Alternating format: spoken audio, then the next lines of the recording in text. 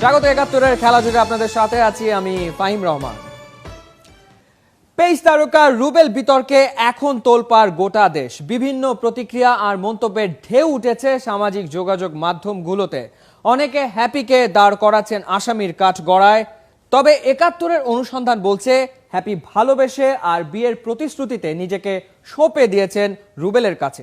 দুজনের ধারণ করা ফোনের আলাপ শুনে শামসুল আরেফিনের ৩ পর্বের ধারাবাহিকের এখন রয়েছে প্রথম পর্ব। তুমি আমাকে ভালোবাসো? আমি যেদিন মরে যাবো আমি মনে হয় বেশি দিন বাঁচবো না, বুঝছো? সত্য কথা।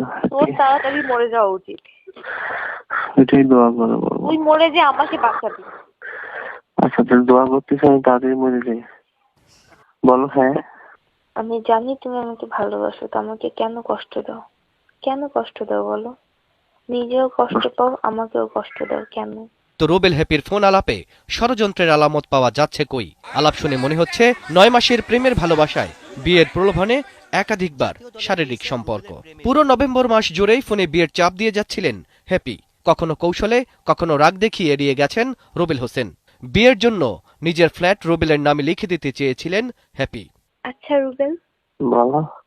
আমাদের বাসাটা তো ছোট না? কি? আমাদের বাসাটা তো ছোট না? হুম। তোমার বাসার চেয়ে তো ছোট।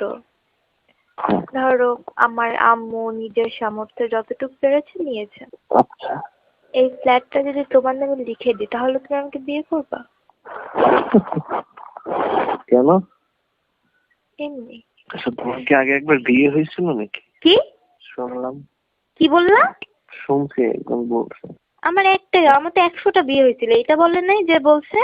না একজনে বলছে তখন নাকি আগে একবার বিয়ে হয়েছিল। একবার কেন, আমার তো 100 বার বিয়ে হয়েছিল। সে বলেনি, সে তো তাহলে জানেই না। পুরোটা জেনে কথা বলতে বলো না। নানা সময় হ্যাপিকে বাসায় ডেকে নিয়েছেন রুবেল হোসেন। জাতীয় দলের অনুশীলন পোশাক পরিয়েও ছবি তুলেছেন হ্যাপির। শামসুল আরেফিন,